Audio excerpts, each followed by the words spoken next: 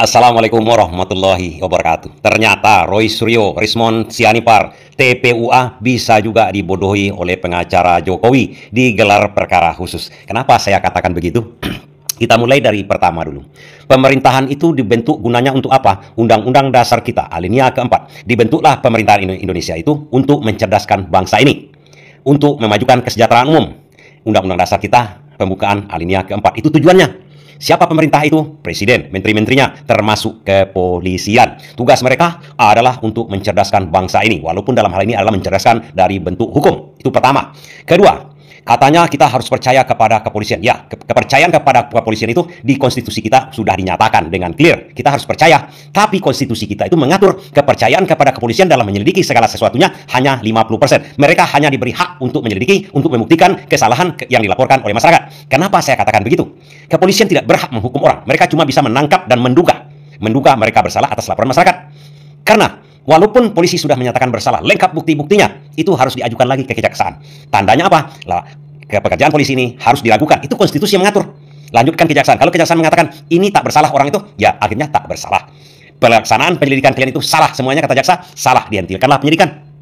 Kemudian jaksa meyakini kepolisian ini sudah melaksanakan pekerjaannya bahwa orang itu bersalah. Tapi belum sampai di situ. Masih 50% kepercayaan oleh hukum, oleh konstitusi kita diberikan kepada mereka. Jaksa dan polisi harus dilanjutkan ke persidangan. Hakimlah nanti yang ditetapkan oleh konstitusi untuk menentukan orang itu bersalah 100% atau tidak. Walaupun prosesnya panjang lagi, banding dan maju ke MA, kasasi, lain-lain, dan sampai ke gerasi dan macam-macam. Itu artinya kita tidak bisa terlalu yakin dengan kepolisian karena konstitusi menyatakan begitu. Makanya dikatakan kepolisian itu dalam menyelidiki orang dengan kata-kata innocent before the law. Artinya dipraduga tak bersalah dulu. Itulah kira-kira kan. Terus kita masuk ke judul ini. Ternyata Roy Suryo dan Rismond Sianipar bisa aja dibodoh-bodohi oleh pengacara dari Jokowi ini. Kenapa saya katakan begitu? Kita tahu yang diselidiki, yang digelar perkara itu, yang dipermasalahkan itu adalah ijazahnya Jokowi. Ijazahnya Jokowi.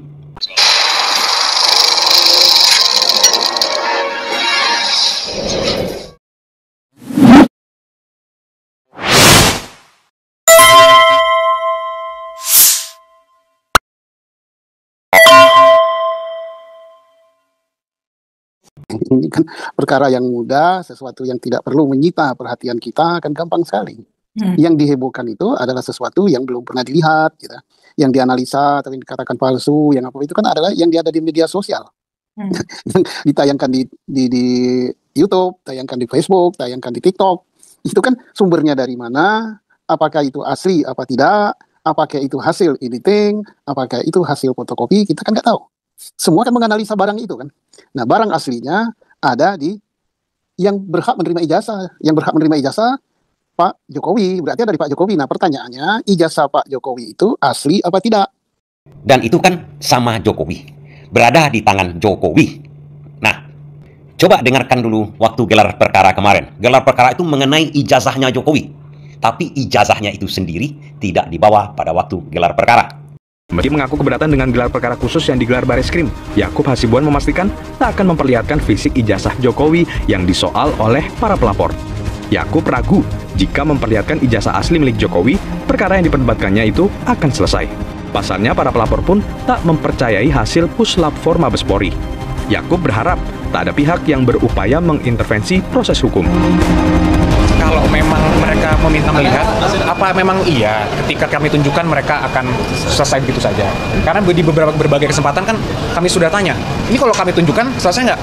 Iya, kalau ditunjukkan dan asli ya kami teliti dulu loh. Kok harus diteliti dulu? Jadi menurut puslapor ini, jadi menurut mereka ini puslapor ini tidak benar. Apa iya semua dokumen itu keaslian harus melalui verifikasi mereka dulu? Jadi lebih percaya mana nih, puslapor atau laboratorium Roy Suryo? Jadi kan seakan-akan harus diperiksa mereka dulu baru sah.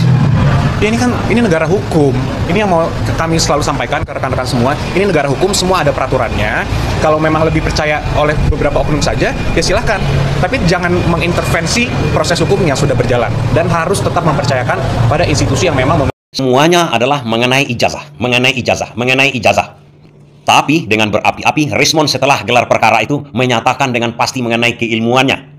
Forensik yang bermartabat, independen, tidak diatur, tidak dimanipulasi, bahkan tidak Kapolri pun harusnya tidak boleh punya otoritas mengatur hasil dari forensik.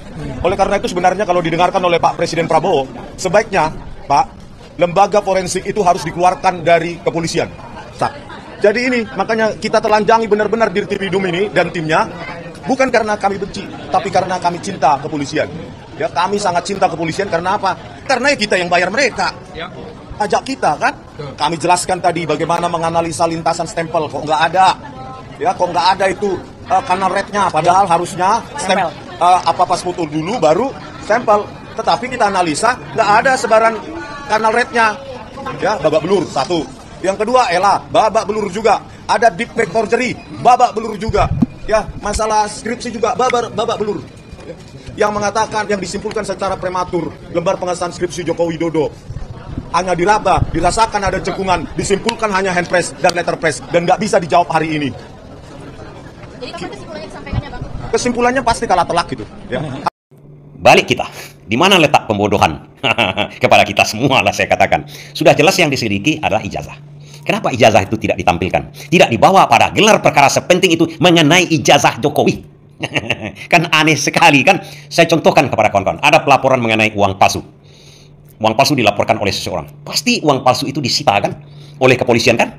Diambil oleh kepolisian waktu gelar perkara, waktu di sidang, waktu di kejaksaan, itu ditampilkan, dioper-oper lah tuh dari kepolisian sampai kejaksaan, kemudian ke pengadilan. Uang palsunya itu. Kemudian ada lagi mungkin pemalsuan surat tanah. Ada sertifikat yang dipalsukan katanya kan? Itu sertifikat tuh, mana yang dipalsukan itu? Diambil sertifikat itu. Diambil sertifikat oleh kepolisian, kemudian diselidiki, kemudian digelar perkara, ditunjukkan lah, bahkan diekspos di media kan? Ini barangnya. Sama juga dengan korupsi, kasus korupsi. Uangnya mana? Ini uang hasil korupsinya. Berderet-deret begitu kan? Jadi, apa tidak tepat saya katakan begini? Bukan hanya Roy Suryo dan Resmond Sianipar dibodohi dalam gelar perkara ini. Kita semua mungkin sudah dibodohi dengan perkara ijazah ini. Bagusnya kita namakan aja perkara ijazah gaib ya. Supaya kita tidak merasa dibodohi. Terima kasih.